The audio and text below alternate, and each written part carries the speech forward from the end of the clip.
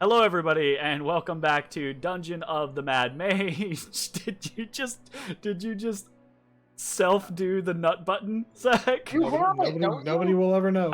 Where is it? Self-nut. It's right here. He has. You have it, and you self-did it. Oh my You god. found it at one point. I remember. Oh that. wait, you're right. It doesn't get picked up anymore, does it? It sometimes does. No, it gets like Nope. half cut for me. Oh, Like it this. was less than half for me. I got like I got I the if I turn off noise suppression. Oh yeah. Without noise suppression, you're good. But then you Man, guys got- the I do. Discord noise suppression is so powerful. It's so good. I appreciate it because then we don't hear your shrieks and shrills. I've gotten to the point to where I try to be louder now, just to overcome it. Jeremy, just turn off the suppression. Don't do you? Why are you No, I don't want telling me this? I don't want that. Just Well, turn it off, then- man. You don't need Then it. we're It's definitely useful, gonna hear One Piece. but that's the thing is actually it is useful for suppressing other ambient noises throughout the house. It's One Piece. Anyways, welcome back to Dungeon of the Mad Mage. This is episode 17. We're at Chatty Cathy's tonight, so this might be an interesting episode.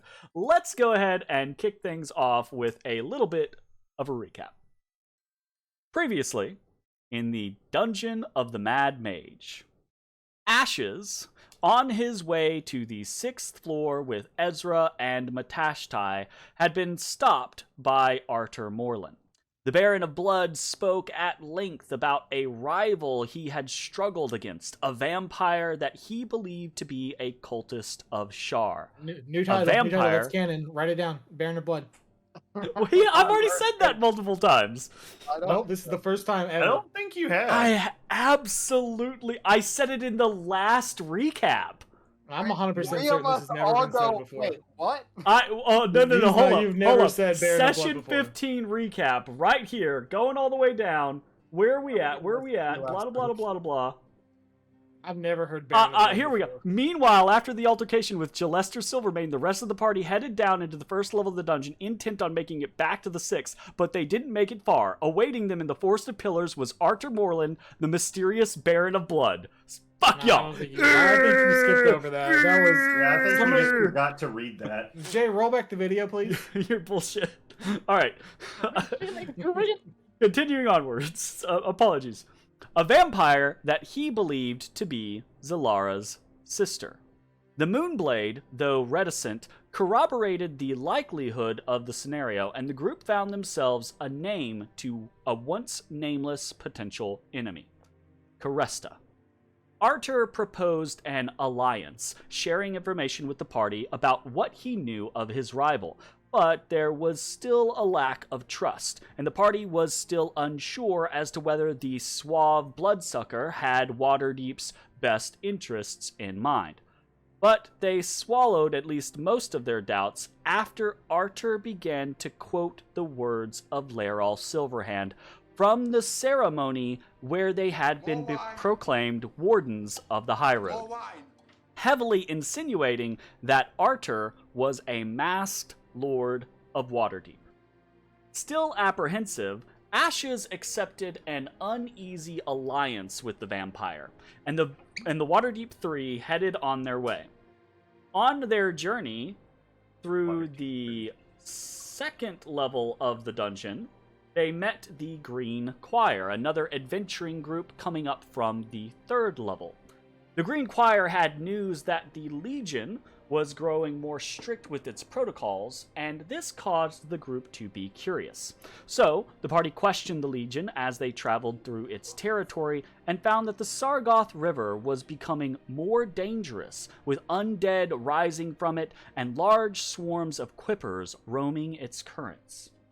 There was some assumption that this must be because of the Sargoth Coven, but the party was of little mind to deal with that issue at the moment, and they were undeterred by the dangerous waters. They set sail for the 5th level, but the river had indeed grown more dangerous, and while they made the journey successfully, it wasn't without issue.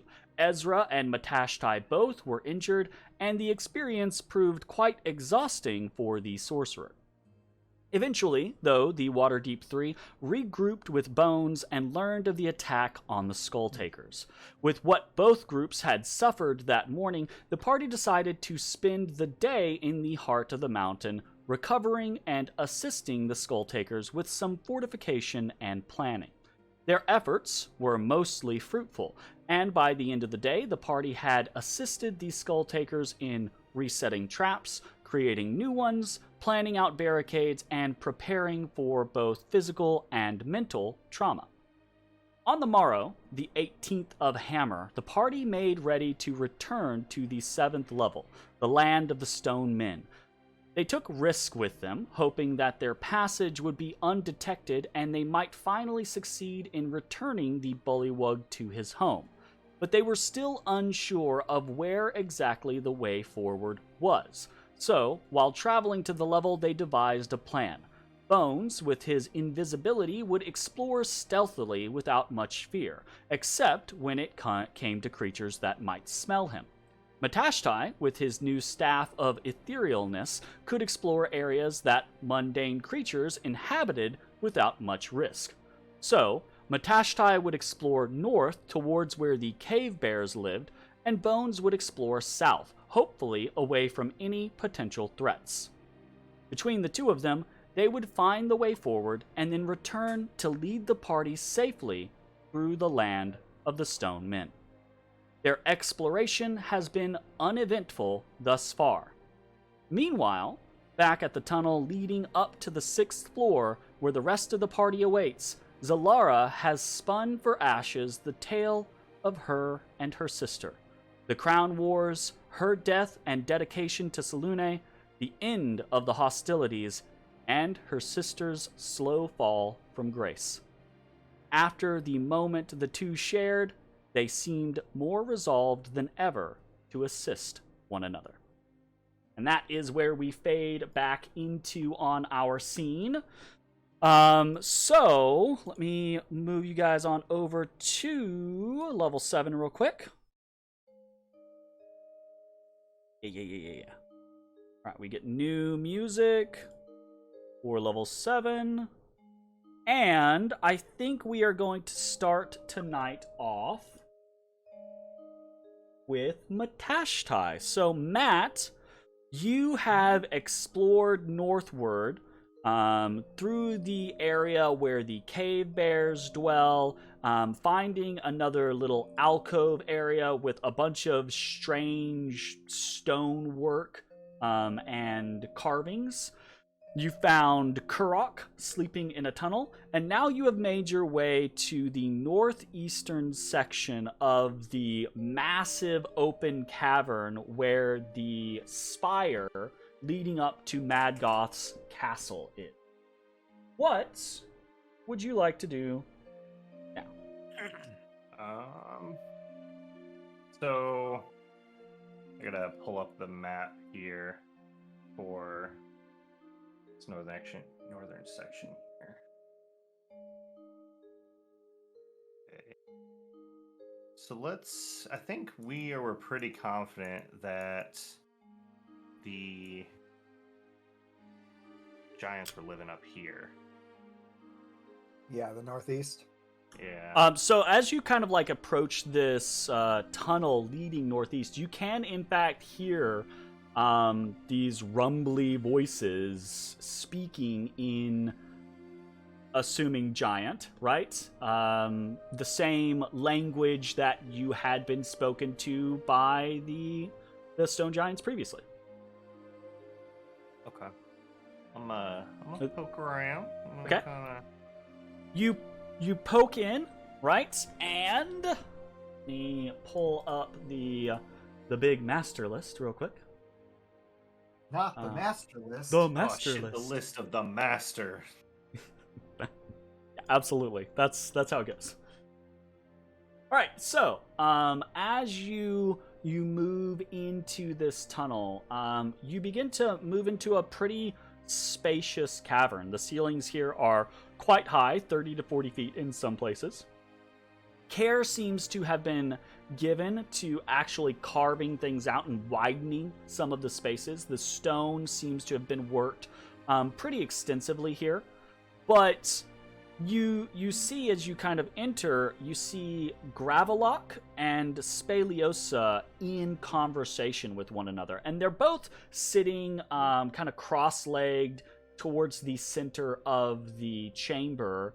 And Spaliosa has this very just placid look on her face.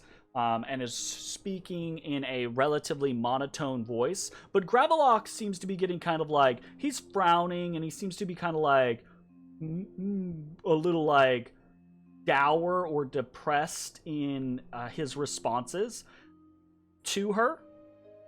You've walked into some sort of discussion or argument or something or another. Okay. Well, you know what? I've had these for a while, and I have not used them. Remind me, just to make sure I'm doing the right thing here.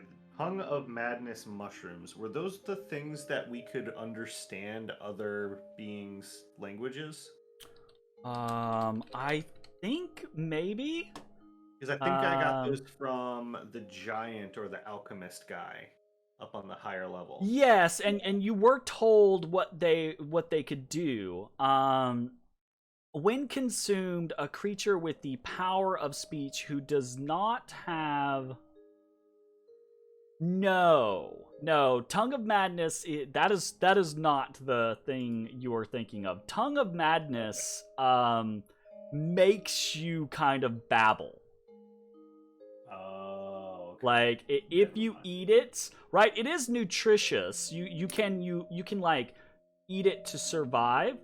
But if you eat it, it has a chance to cause you to just kind of babble like you're mad. Gotcha. Okay. Well, then never mind then. I thought I had something from them that could understand languages, but I think we might have used it somewhere else. Yeah, I don't know if you guys used that or not, or if it was an option of you could have gotten it and just didn't get it.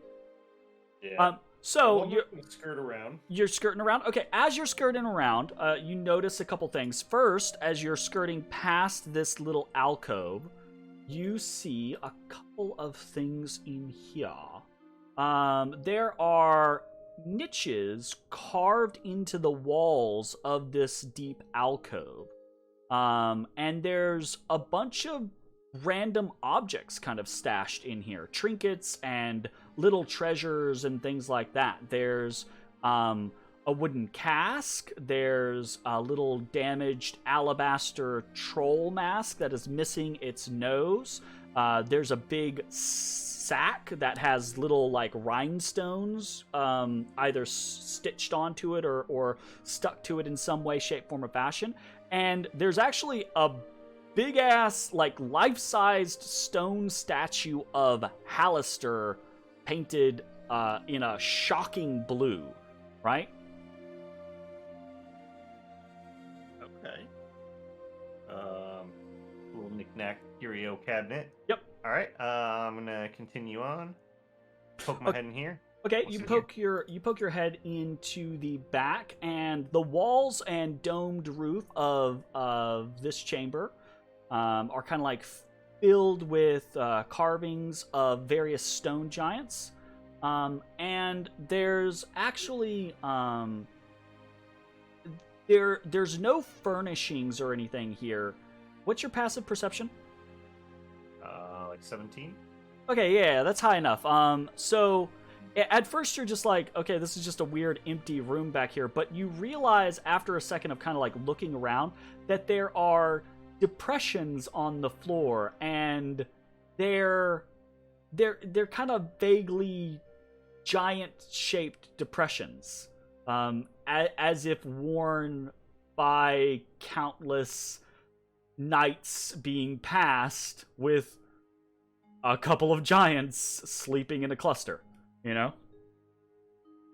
This is their bedroom. All right. I'm gonna sneak between them. Okay. Snake. So, as you're sneaking between them, right, there is a kind of like, there's suddenly a loud, like, perfunctory noise, just like a cutoff from Spaliosa. And Gravelock like looks at her like kind of like affronted for a moment. And then he kind of like frowns and he stands up, right? And he gives her this kind of like nod. And he kind of like, he begins to walk out of the place and you, with each step, right? And he leaves. Like he walks out of the chamber that you're in, heading southward. Okay. Good to know. I'm gonna keep poking through here. Okay, you walk into the chamber that Speliosa kind of has her back to, and it's a small chamber.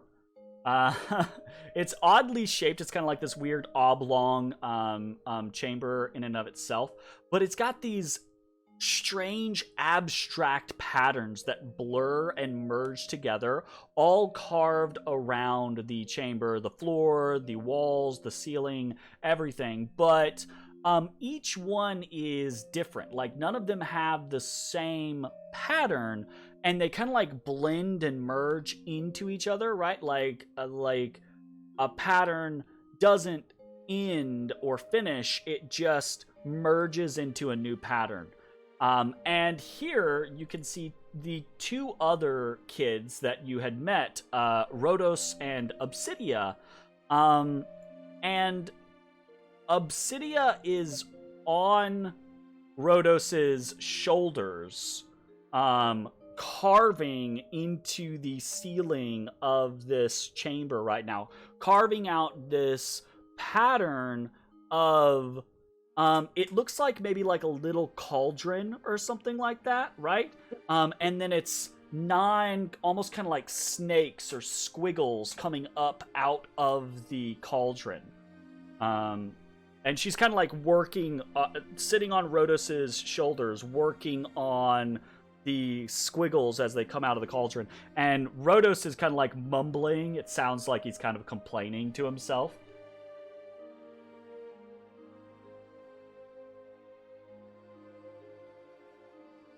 You keep on keeping on. All right. You're muted, Mitchell. Oh, sorry. It's weird being in the home of giants and they don't know I'm here. It's very Jack and the Beanstalk for a moment, right? Like.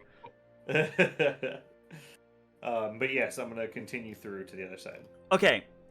As you're walking through to the other side, you come into a larger cavern. There's some columns that have formed in the center, right?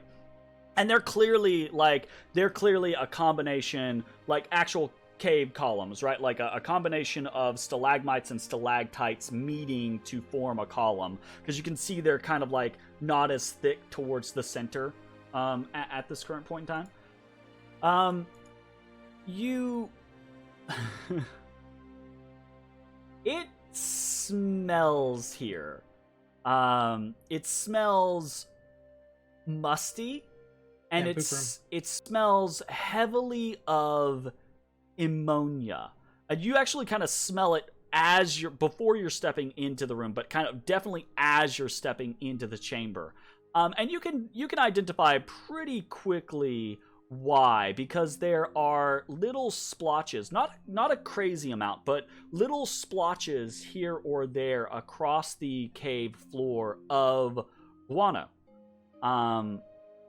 And your gaze is almost instinctually kind of like lifted up to the 20-30 foot high ceiling here, and there are large shapes dangling here. These are not little bats, they are giant bats. And they're all roosting here. How many are there? From what you can see right now, close to maybe a dozen or so. So, a handful of them, right? They're bigger than you are. As you kind of like take them in and you begin to kind of like poke around, you realize they're slumbering right now. They're not moving around or really active or anything like that. And you hear suddenly this very faint music begin to play. You hear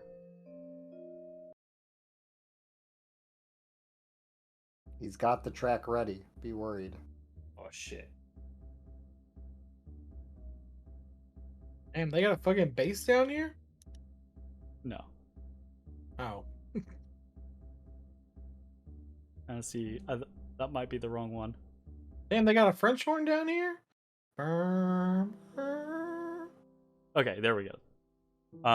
This is the same track as a previous track that you guys have heard, but it This doesn't was matter. the harp, wasn't it? This was the fucking. I know Yeah, that. You They have a baby hear grand piano? you hear a small melody kick up, right? And it sounds kind of thin initially.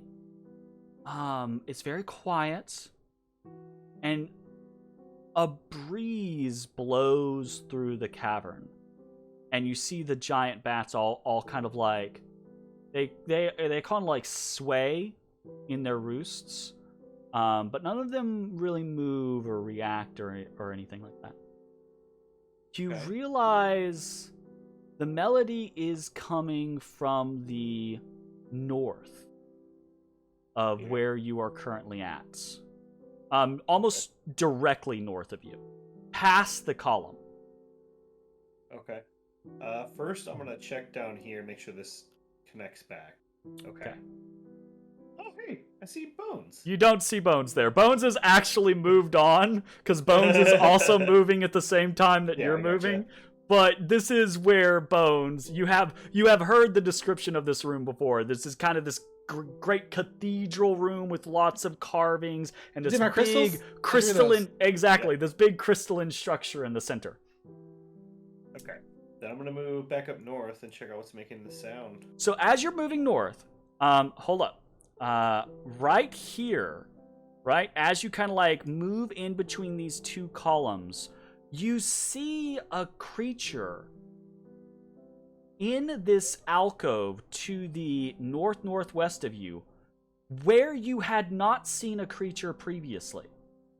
Because you could see that space when you entered into the chamber, and there wasn't anything there. It just looked like rock. But you see now that this stone giant has moved and produced what looks to be like a flute, and is creating this incredibly quiet melody. Damn, it's Tamari from Naruto. Right You here? see... Hold up. You see...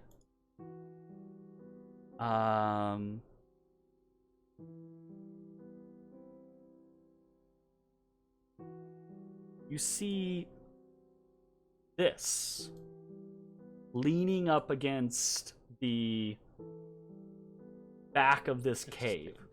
Oh, stone giant encounter in black? I don't like it. I don't like that. For some reason, that. Can you guys see anything? It's just black. Is it Don't just like black that. for I you? see it. There's an art piece. Not for me. Oh, it's okay. I don't like Okay. how hairless he looks. So, Dude, so he's the so giant hairless, is yeah. blocking the way down. Is my No. So the picture, this picture is somewhat misleading. There is just wall behind this giant. Matashtai, you can clearly see that. There's no hint that the giant is guarding the way or anything like that. But The giant's guarding the way. what is strange is that as this giant softly plays this melody, you hear in your mind, "And who are you, creature, to walk my dream?" Oh, And you shit. realize the giant's eyes are closed while they play this flute.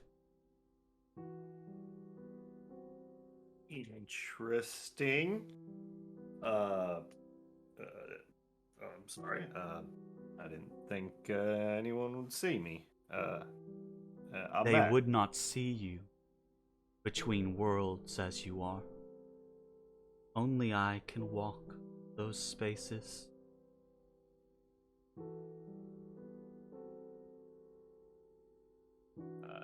You seem different than the others. I am different than the others.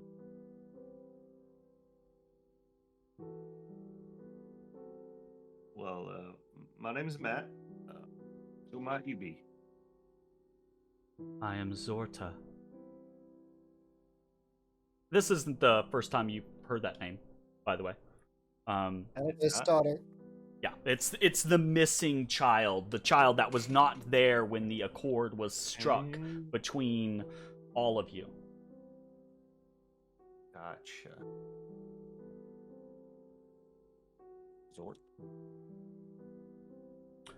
You are fortunate to approach me in the world between.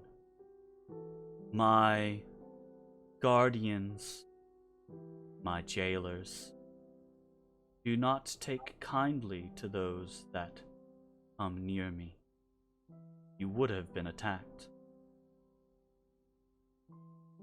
You jailers? Thought they were your family.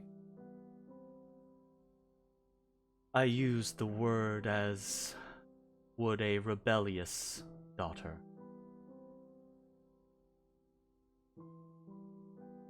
So I take it you're not welcome to come and go as you please? Family is most important in this life. The family must stick together. If only the family could remember what the family is or was.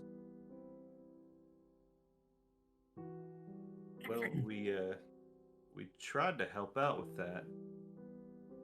Found a fairy dragon up in the castle up there. And we got rid of it, hoping that would fix things. But your family doesn't seem to remember us still. Indeed.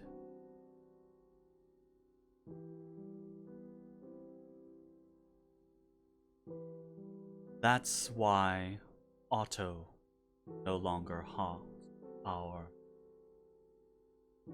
faces. But it's good to know. The family would be appreciative if they could but remember that there was something to appreciate. Unfortunately, they have forgotten their torments, forgotten your aid. Do you know what's wrong with them? Or what's causing this? Good question. Good question. This place is cursed, enchanted. The cold saps memories from the minds of those who live here.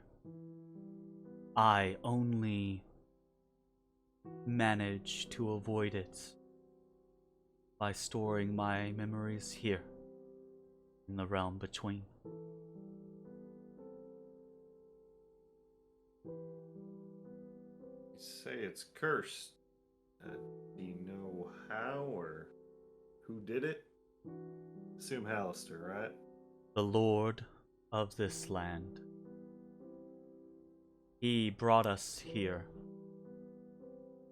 and then set this upon my family. A horrid experiments for his perverse pleasure.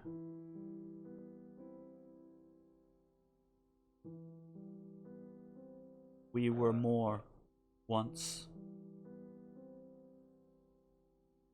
Well, I gave your family my word we'd help you.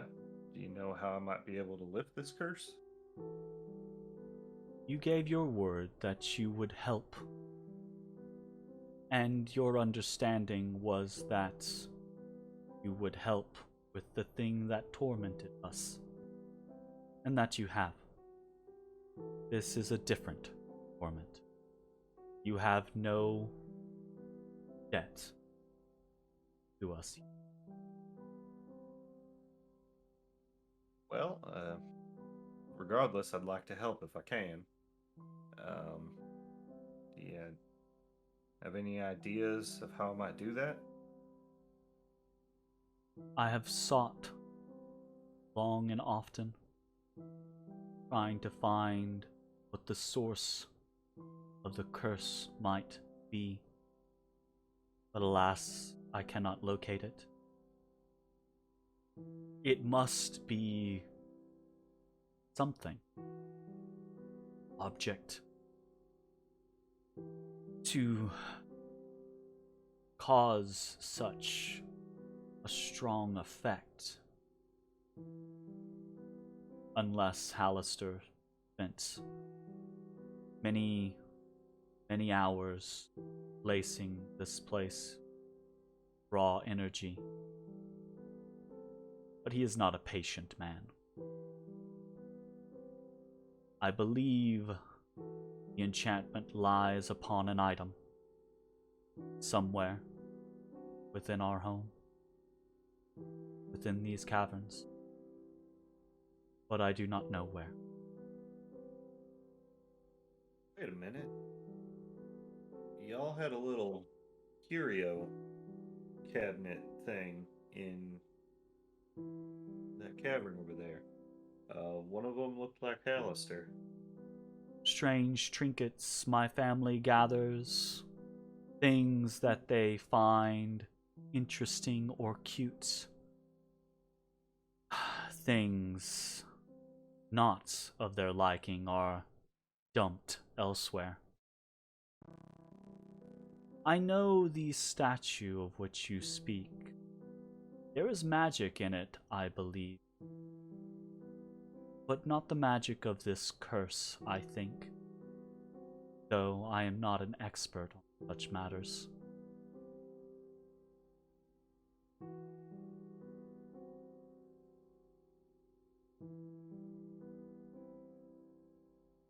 Do you feel relatively confident it's not one of the knickknacks y'all got in there? I do not know. I would think that I would have felt its presence if such a powerful thing was so close by. But Halaster is talented. It is possible that he has masked it. You said something earlier about the cold sapping memories. Have you noticed anywhere colder than elsewhere on the level? I do not.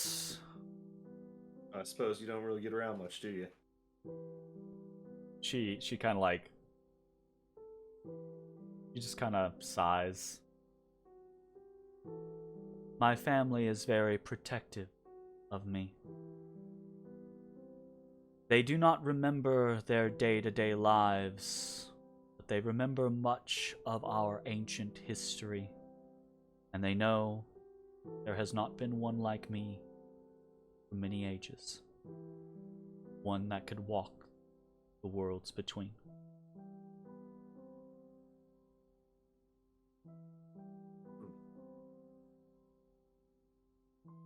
Well, I'd like to help you.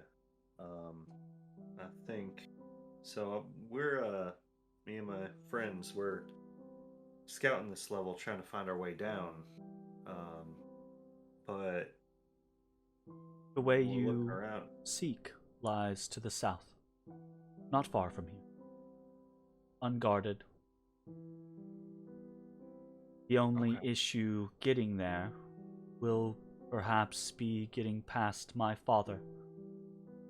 He does not know why, he cannot remember.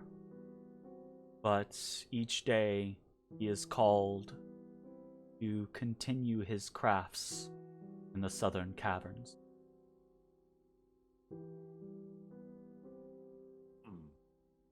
You could wait until he decides it is time to sleep and returns home. Does the place he returns to, is it directly in the path to the lower level? You could probably make your way around it, but doing so would place you in the open and potentially in the eyes of my elder brother.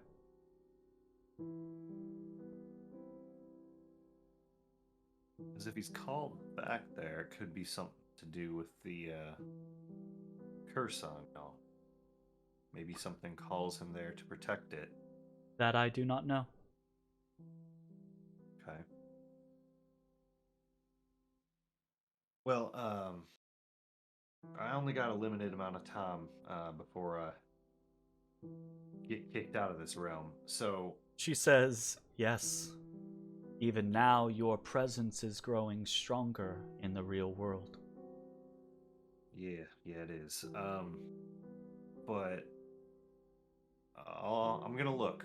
I'll see what I can find to help y'all. Do not trouble yourself overly much. If you can find something, I'm sure my family would be grateful. I would be grateful. But this is not such a horrible life that we live. Do not get yourself hurt on our behalf. And even more so, kind sir, please do not hurt my brother again. I'm sorry. I would rather us be trapped here for an eternity together than lose another of our family.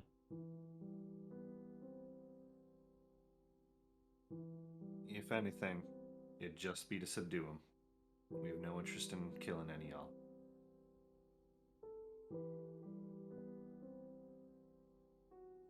But let me see what I can find. We got one of my buddies, he's pretty good with magic. I think maybe we could track something down around here. It's talking about me. It's me. It's Bones. It's definitely Bones. Definitely Bones. But is the best way to talk with you to come back into this realm? I would not approach my family or this place in the real world, not unless you have an assurity of the success of your words. They are not bad people, but they are prone to paranoia. I believe the curse plays on their lack of memories, creates fears within them. Understandably. Alright, well, I need to go quick. Zorta, again, I'll see what I can find and I'll come back. Good luck. Okay, roughly how long have I been moving around? It's probably getting close to about 20 to 30 minutes, right? 59 minutes. You still have a good amount of time, right? But this conversation was a long conversation. Like, your exploration was relatively quick. Then when you got into the Giants area, you had to be a little more thorough, take a look around things. But then this conversation in and of itself was like a legitimately 10, 15-minute conversation sitting here talking with Zorta, so, you know.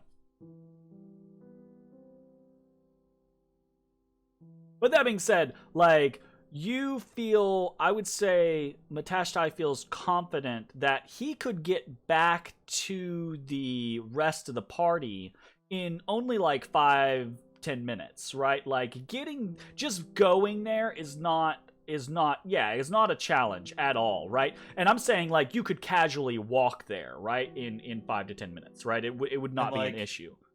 I don't have to sneak, so like I exactly, move as quick as I can. right? So you probably still have another 10 to 15 minutes of being able to explore before things maybe start to get a little sketchy, right? But at this point, by the way, Zorta, the conversation seemingly done, the flute that has been held out this entire time kind of slumps against her chest, and her head tilts ever so slightly, and the melody stops playing, and you realize she is actually asleep now. All right. Well, I'm gonna quick skedaddle up here and see what we got. Up Actually, in the corner. before you do anything else, Okay. let's go ahead and jump over to Okay. Bones. Bones, you have been exploring the southern caverns. You found a multitude of carvings, some tools. You found a great chamber that housed these very elaborate carvings, but none of them were finished. And there was this big crystalline structure in the center, right? That you have so graciously created for us. But now you are on the eastern side of that chamber, continuing to explore. What would you like to do? I'd like to continue exploring. He'd like to continue exploring. All right, so the chamber before you is interesting. There is an oddly shaped, so I expect you to start drawing. There is an oddly shaped, spiky rock formation about the size of a pony in the middle of this chamber. There are jagged spirals carved into the walls and the roof, cutting through differing layers of stone and mineral, leaving an oddly enchanting pattern of swirling earthen colors. Each of them, however, stops abruptly and leaves the overall effect unfinished. Next to that rocky formation, the spiky rock formation in the center of the chamber, at first you see what looks to just be kind of like a rounded boulder. But then you realize, wait a second, I've seen that before. That's the same mottled, kind of like pockmarked basilisk egg that Matashtai gave to the giants. Where's that at? In the center next to the spiky rock formation. And as you see that, as Steal that back. as you're looking at it, right, Bones, you realize, hold up a minute. That's spiky rock formation. And this is, by the way, for clarity, because you have 23 billion passive perception, right? This spiky rock formation, it rings a memory to you, and you're like, hold up, that's not a spiky rock formation. That is a basilisk with like rocks grown up. That is either a carved basilisk, or that is a petrified basilisk with rock spurs kind of like growing out of it. I never heard of no petrified basilisk. And the giants, the stone giants, have placed this basilisk egg at the kind of like base of this basilisk rock formation for some reason. All right, cool. I look at it real hard. Is it alive? Is it just pretending to be a rock? It looks solid. And there are sections of it, right, that are clearly not a part. If this is indeed like a petrified creature, there are portions of stone that don't seem to be an actual part of it that are on it, right? Almost as if like stone was grown off of it or attached to it. Like there's different pieces of colored stone and shapes. And as you're thinking about it, looking at it, you look back up to the swirls and the spirals and everything like that, and you can see some of those pieces that have cut into different colored stones. Those are the same colors of the stones that have been kind of like pieced onto this strange basilisk formation. So to answer your question, no, it doesn't seem like it's alive unless it has the ability to like turn into stone and then unturn into stone, which who the fuck knows, right? Yeah. I love how intricate and in-depth you're getting into creating this fucking basilisk over here. When everyone finally travels through these halls, they're gonna get a little sight, a little show of the shit that Zach has created going through here. So, Zach, or Bones rather, you can see to the southeast and to the southwest, there seem to be tunnels leading away from this cavern. What would you like to do? I think I'd like to just go straight across because it looks like it heads to the edge of the map. Okay. Oh, How do you navigate? Around. Okay, you're skirting around. Skirt. You're I'm not still wary. I'm wary of it. Skirt. He's wary. All right, he's Skirt. wary. He's wary of a trap. All right, I'm just wary of a basilisk. You skirt around the edge of I'm gonna move myself back here so I cavern. can continue drawing. And as you do, right, you get over to this tunnel leading towards the southeast, and it begins to lead. After about 10 or 15 feet, it begins to angle downwards at a relatively sharp incline, and you can smell, kind of wafting up, you can smell this air of wet Superiority? decay.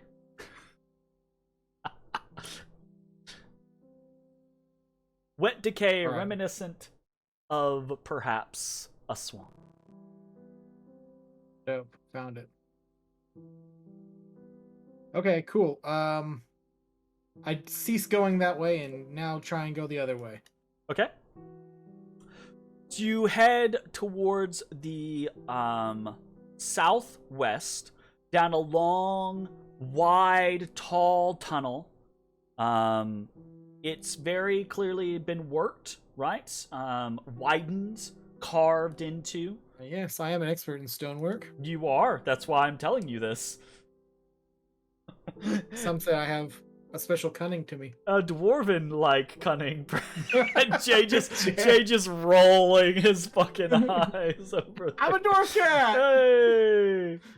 Oh my god. Okay. Alright, So I go. you continue that way, and as you come to this kind of like intersection here, you see a very small tunnel leading northwest, but strangely, or maybe not strangely, you've seen something like this before. There is a big X carved on the ground in front of you. Oh, nope. Big X and giant means that's sandpit. I leave. Okay. I go back and poke it with a 10-foot pole first. Oh god. So you go past the oh, are you poking the thing? The Yeah, X? I poke the X. So the X is solid. Well, Okay, I get on the X then, and then I Okay. poke afterwards. You start poking forward, solid, and then you basically you identify the edge of a sinkhole that is just looks like it's just flat fucking floor, right? Maybe a little dip towards the center, but unlike the previous one that had a rope kind of like mysteriously disappearing into the ground, there is nothing here to indicate, aside from this X, there is nothing here to indicate that there is anything else going on here. There's next. Yeah. So. All right, cool. Sandpit, got it. I leave. Okay. All right. As you head back the way you have come, Bones, Ashes and Ezrah. It's been closer to 15 to 20 minutes, maybe 30, right? It's hard to gauge time when you're just sitting here, relaxing, waiting, this air of anticipation. Ezrah has gone through the trouble of putting up casting a comprehend language spell upon himself. And Ashes, you just gotten finished with a discussion with Zalara. And it is at that point that the both of you hear this kind of like tapping on the stone to the southeast of you. What do you do?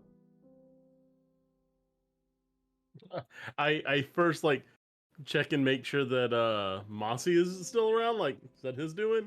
Mossy is kind of like casually half in and out of the ground, just kind of like sitting there, almost like a growth or like a weird sarlacc pit coming up out, right? Just kind of like sitting half in between being submerged and not submerged, just to the north of Ezrah. As you do. Yeah. In Terran, I speak to Mossy. Oh. Do you know what that is? Is that something to worry about? Can you check it out with your... Ezrah, Mossy responds to you by saying in Terran, right, in a very matter-of-fact way. He says, "Yes, that is sound." Very good. Can you figure out what is producing the sound? You see Mossy kind of like rise up out of the ground slightly, and it looks thoughtful for a second. Says, "I cannot think of what it might be." You could go check it out. Oh. In common, I look at Ashes. He's been spending too much time with Bones. It still trips too me literal. out when you and Bones speak in that language. Yeah, It right, makes Ashes. no sense. Ezra's over there basically going, grind, grind, clack, clack, clack. Like, it's super trippy. Even Risk is kind of like sitting there, kind of like eyes bulged, throat just kind of like, Yeah, looking I'll at you. I'll Ezra, I'll glance over at Riss and be like, So Mossy, now kind of understanding what you're getting at, Ezra, Mossy begins to move to the south.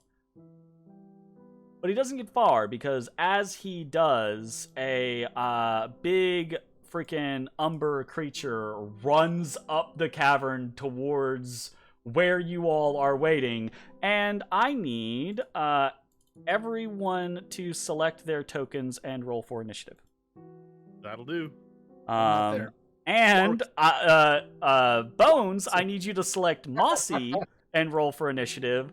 And God damn it. Mitch, I am going to give you Risk, and you can pilot Risk in this encounter, so you can roll for initiative Fucking in a ready. second when I give you Risk as well. So, un momento, and I will get some music, and then we will do the thing. So there we go. To do the thing. That I rolled. Hold up, that is the wrong thing. This I wanted that music, Jeremy. no. Me too. Okay, Yeah, well, dude. that music is too loud. I don't know why it exists there. Knight Rider, baby. It's loud as fuck. I can't see shit, by the way. I'm getting can there. see. I'm getting there.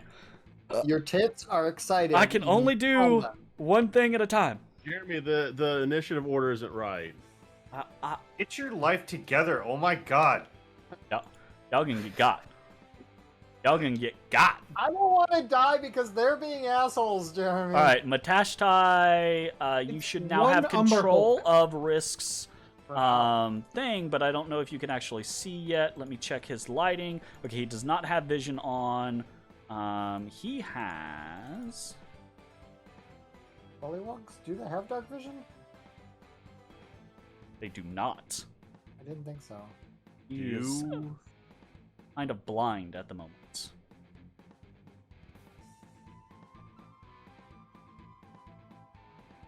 So he does have vision. He has night vision of 5.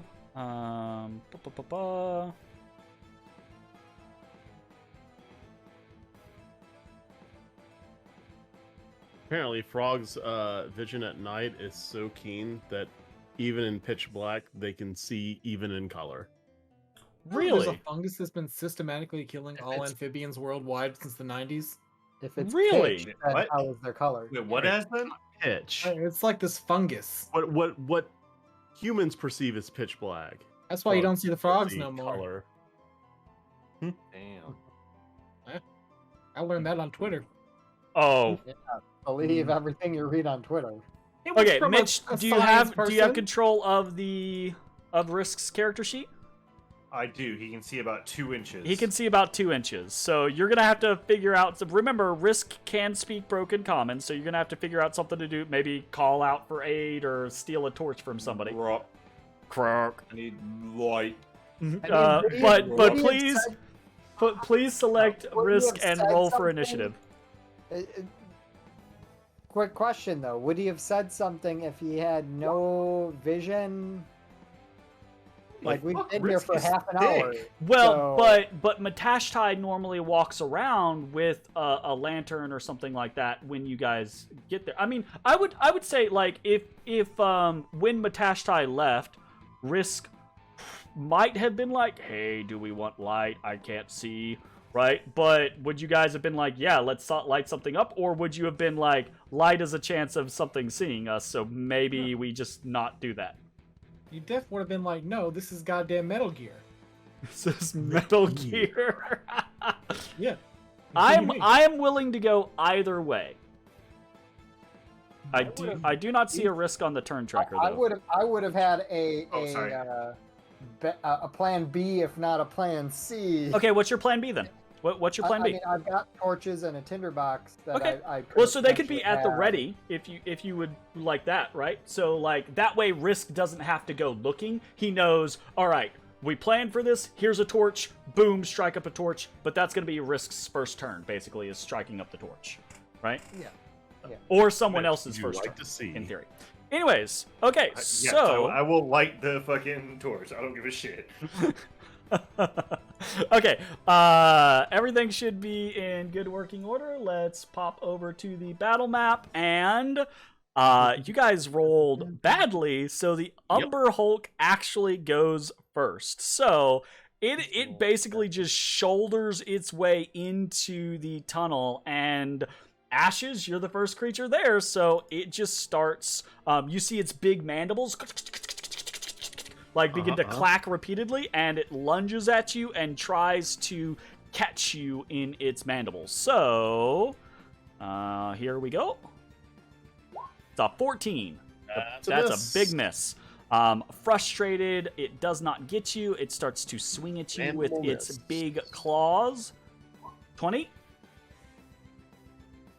That would hit if it wasn't for the fact I'm going to use my reaction to give me +1 to my AC. Hey! Thanks to the code gifted to me by Bones that he made. Very nice. All right. Yeah, So go Stroud, woman there's takes this the hit. moment, right? There's a world where Ashes does get slashed by this claw from an Umber Hulk, but in this realm, there's this kind of like little fade back as Ashes just kind of leans back, and this shadowy figure comes up and over and interposes itself between Ashes and the Umber Hulk, and somewhere some drow is like, "There's a great disturbance in the Force. Someone is fucking with our shit right now." It's respected even in death. Teresa. Oh shit. Okay, so 20 is a miss, and a 13 is absolutely going to be a miss as well. As this creature rushes forward and kind of like pulls to a halt, Ashes and Ezra, what are your passive perceptions? 15. Okay, 15's not bad. So Ezra is a big no. Mitch, what is Risk's passive perception? Not very high. I don't think it's very high either. 10. Okay, so no. Okay, so Hey. Ashes and Mossy both Oh wait, no, 11. 11. still not enough. Ashes and Mossy both Ashes feels it just because he is somewhat perceptive. Mossy feels it because he is one with the earth, right? There is a rumbling in the stone itself. And it is now Ash's turn.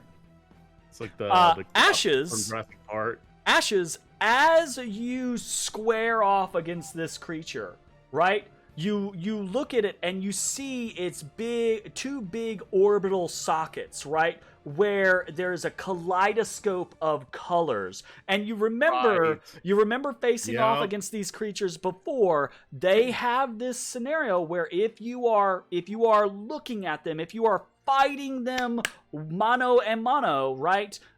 They can fuck with your mind. So, what are you gonna do? Well, first of all, bonus action, gonna turn. Ooh, you know what that means. No. There's No, it a doesn't. she-wolf! That's not what that means.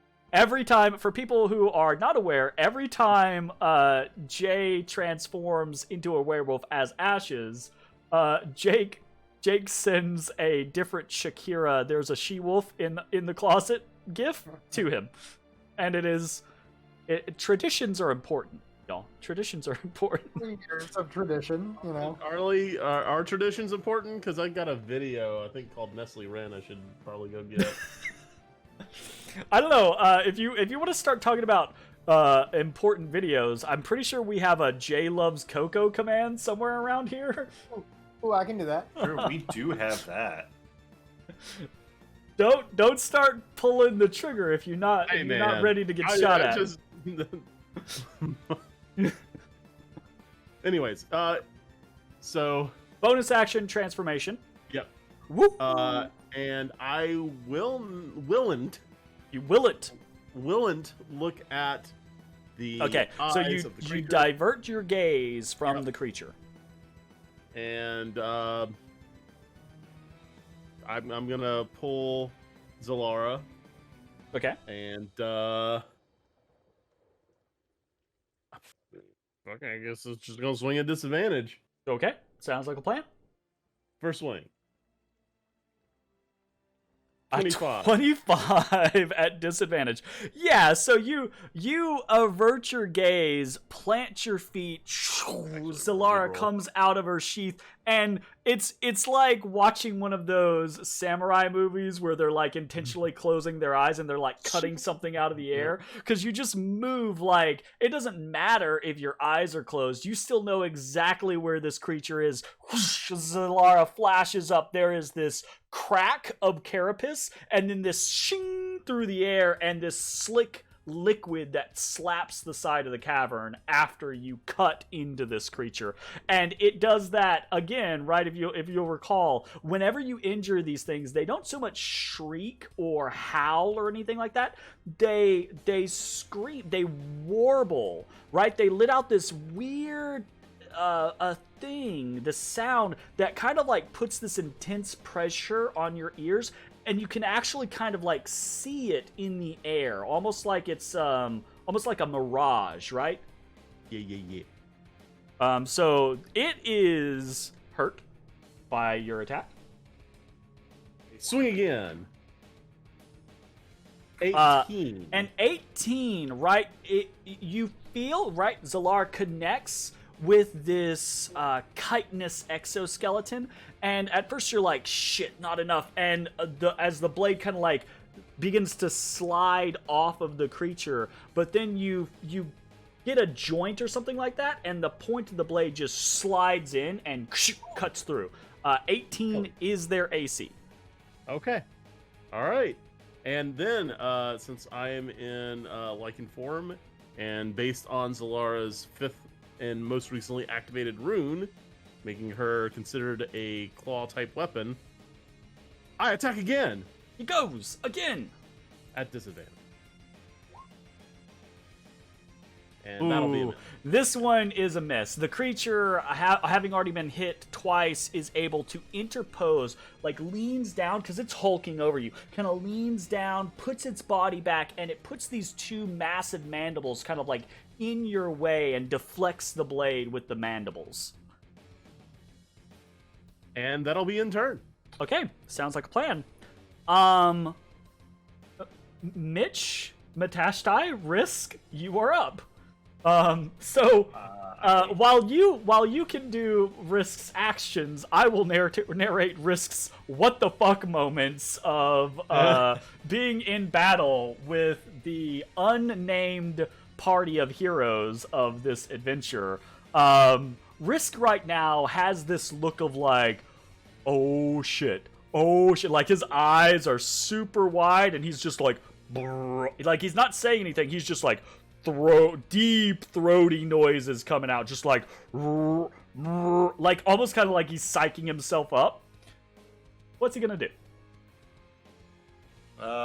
He is going to spend his action lighting up a torch so he can actually see what is assaulting us. Okay, torch coming online. Anyone know what a torch is off the top of their head? Distance and distance? 10, 20. Stick with like some Or rag on 20. the end of it. It's 2020. 2020, yeah. Also, Okay, so- Zach's had a network blip. He should be coming back. Alrighty. happened? Does that look right, Mitch? Yeah, it's close enough. I can at least see. Okay, so Just to see there's what it does this to the layout. there's this sudden like and the area is suddenly brightened by torchlight as Risk is like now has this torch held aloft at the ready. Well, Oh shit. it kind of fixed it. Oh, because you threw it. It does. It kind of fixes it. That's good to Kinda. know. It doesn't put it doesn't. Ooh, hold up. Take yours away. All right, taking mine away. I'm gonna do mine. I wonder. So there's shit. There's gotta be like a person or no. It always just puts the screen share in the first position, doesn't it? Yeah, screen share goes first. All right, never mind. Well, I mean, either way, it's still an improvement. So Or at least I'll screen share for now. that at least fills the spot. So Right? Now, Jay, Hunter of Blood. Hunter of Blood. Oh my god. Like, you guys have no idea how much I've actually thought about this in this campaign of doing like a Freaky Friday style scenario where you guys get swapped around for like a floor or some shit. Because I think that would be hilarious.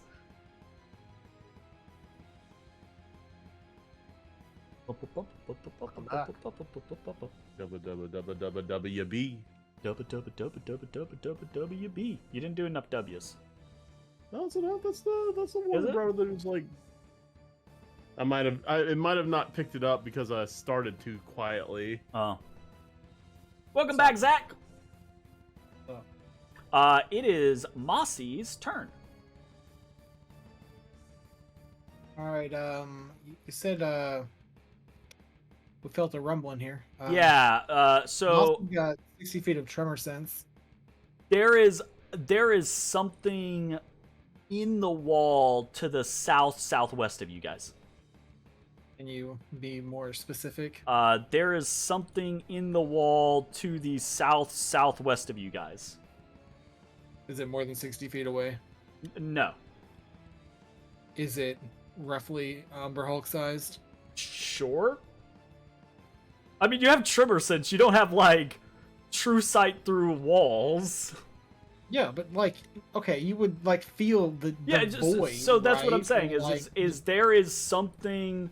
I'm not asking for specifics. Just is it roughly fucking Umber Hulk size? That's what I gave you. Yes. It could Is be it a Umber coming in Hulk. It our could be a small bear. It could be a small bear. It could be a small giant. It could be a big goblin, a really big goblin. It could be a Zorn. I don't know. It Okay. could be a large Zorn. That's a good question though. Is it coming this way? Yeah, it's heading towards you. Absolutely. Most specifically, actually, because Mossy would be able to tell this, right? Like, it is specifically heading behind all of you. Answer attack. And we've lit up a torch in here Oh, yeah. already. Oh yeah. Great. Okay. We torched it up.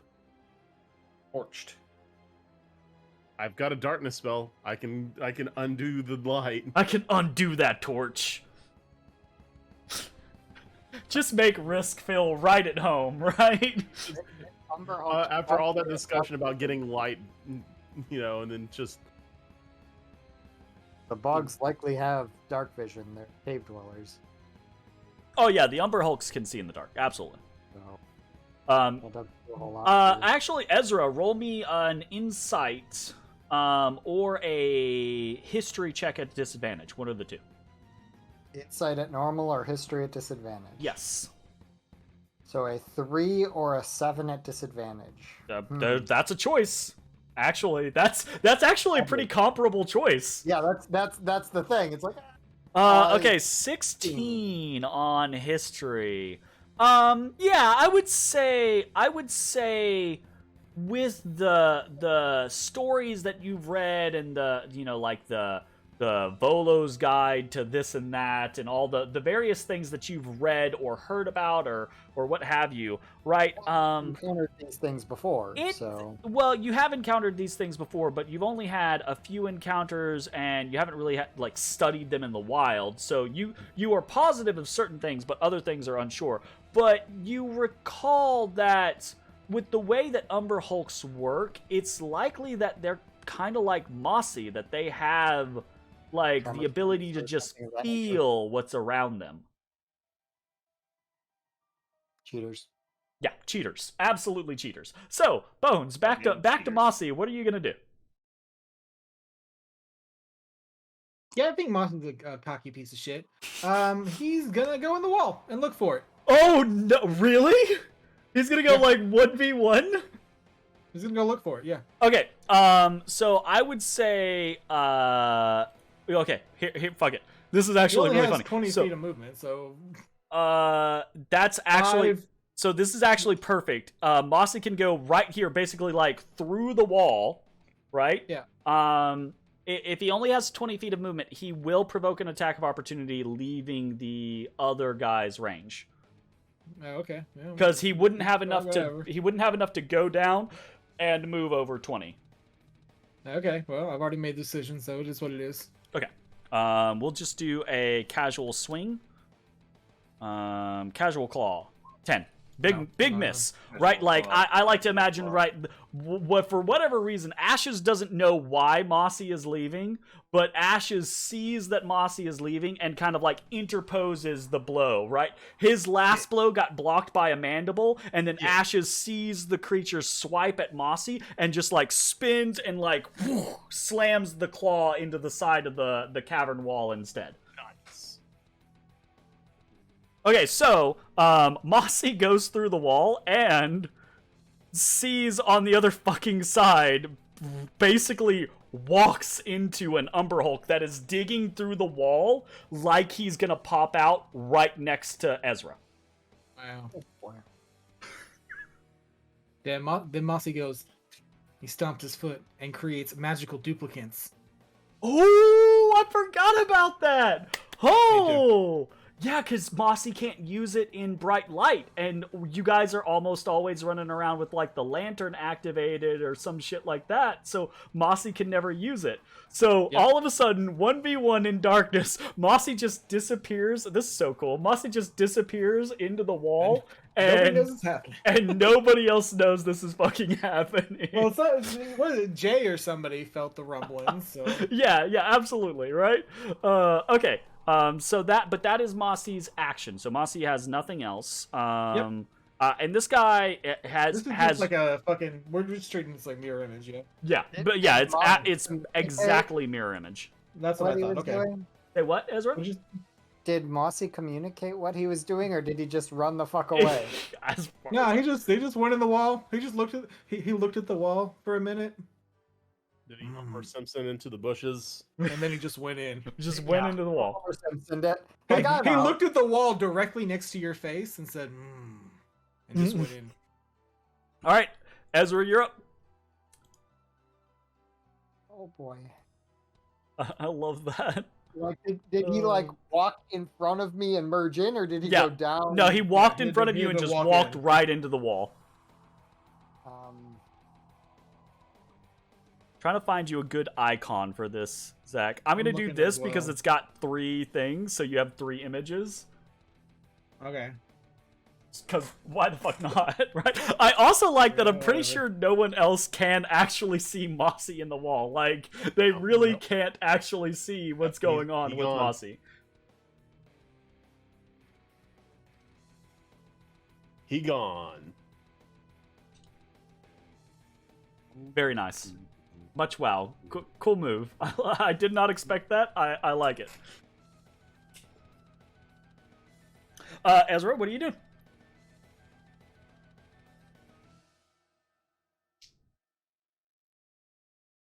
I believe in ashes. I believe in ashes. Where are you from? You sexy thing.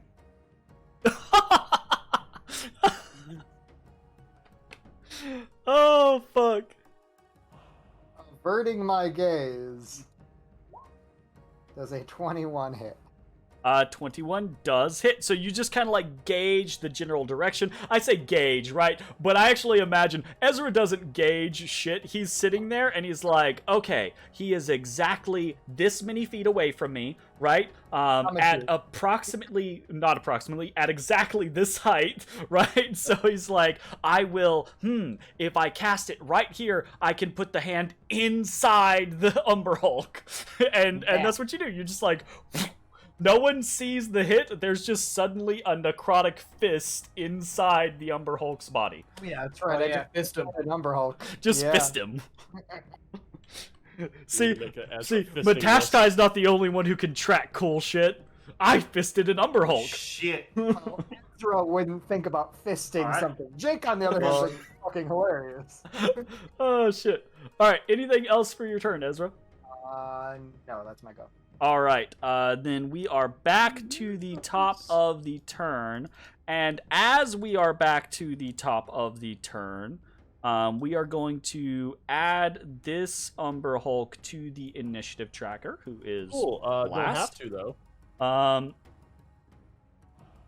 And we are going to note that Mossy and Mossy and Ashes both feel a rumbling now from the north.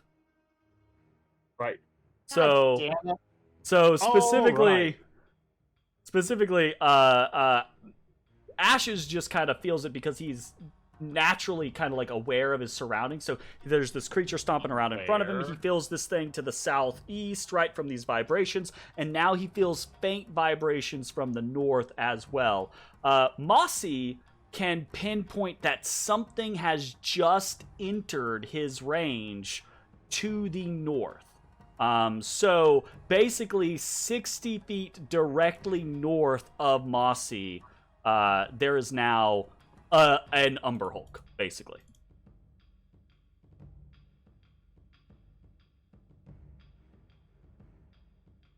I need fly. Where are we going to fly? We're in a cave. No, I just don't want to be on the ground so they can't follow me. That's fair. from the Actually, yeah, they wouldn't be able to know where you're at. This is That's- graboid rules. That's interesting. Yeah, absolutely, it's Graboid Woods. So Tremors, I love it. with that addition, with this development, right? That is where we are going to go ahead and take our break. When we come back, we Aw. will continue with this combat and see if this new, potentially better party can deal with. Wow, the Jeremy, fucking Umber. rude. Hurtful. Definitely better. Definitely better. All right. Anyways, we will be back in just a few. Thanks for watching, everybody. Hey, everybody. Thanks for watching. If you enjoyed the video, consider leaving a like, commenting, or subscribing. It really helps me out. If you'd like to see me live, head over to my Twitch at twitch.tv/thedistanthorizon.